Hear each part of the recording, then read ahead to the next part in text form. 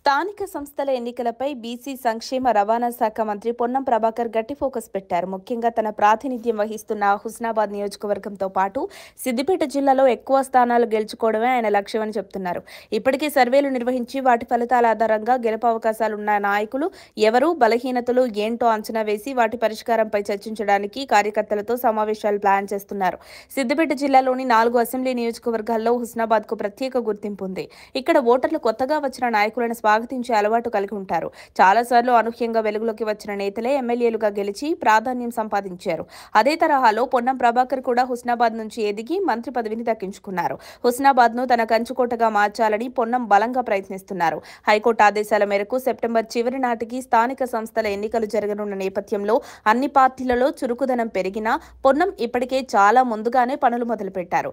నియోజకవర్గంలో clean sweep చేయాలని ఆయన లక్ష్యం. పార్టీ కోసం కష్టపడ్డ వారికి టికెట్లు ఇవ్వాలని, ఇవ్వలేని పక్షంలో జిల్లా స్థాయి నామినేటెడ్ పదవులు కట్టబెట్టాలని సీఎం సూచించగా పొన్నం వెంటనే కార్యాచరణ ప్రారంభించారు.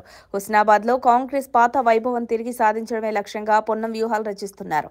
ముఖ్యంగా మహిళా ఓట్లపై దృష్టి సారించారు.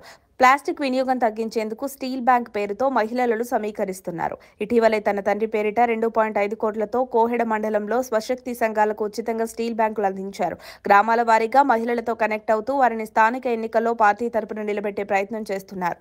హుస్నాబాద్, కోహెడ, అక్కన్నపేట, భీమదేవరపల్లి, ఎలకతుర్తి, సైదాపూర్, చిగురుమామిడి వంటి మండలాల్లో వరుసగా సమావేశాలు నిర్వహించి పార్టీ కార్యకర్తలకు నూతనోత్సాహం నింపుతున్నారు.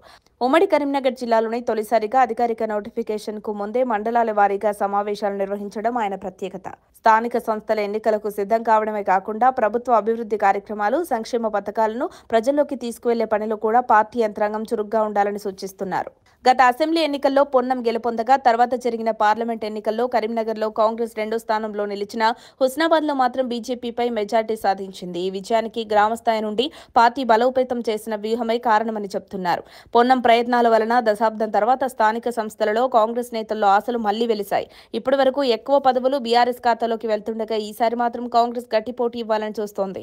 సర్పంచ్, ఎంపీటీసీ, జెడ్పీటీసీ, మున్సిపల్ ఎన్నికల ద్వారా గ్రామ స్థాయిలో పట్టు పెంచుకోవడమే పొన్నం ప్రధాన వ్యూహం.